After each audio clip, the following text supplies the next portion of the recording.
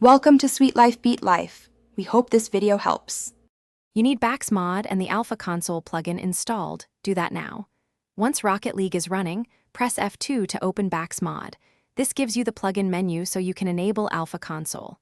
Make sure the plugin appears in the list and shows as loaded. If it doesn't, reinstall the Alpha Console. DLL into the Bakkesmod plugins folder and restart the game.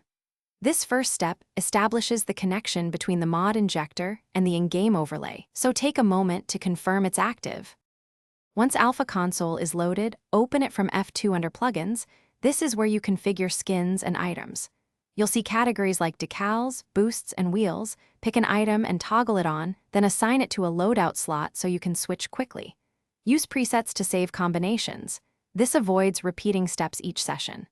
Make sure to apply changes before closing the menu because Alpha Console writes to the active session only. If you want consistency, save a named preset for ranked practice and another. Apply your chosen loadout and exit the Alpha Console menu, then join a free play or custom match to verify the items appear. If something fails to show, first reload the plugin from the F2 menu, and if that doesn't work, restart Rocket League. Many issues clear with a restart. One key troubleshooting tip. Run Bakkesmod as administrator and reinstall the Alpha Console plugin into the correct Bakkesmod plugins folder. This fixes most permission and file placement errors, ensuring the mod can inject visuals properly. Thanks for watching.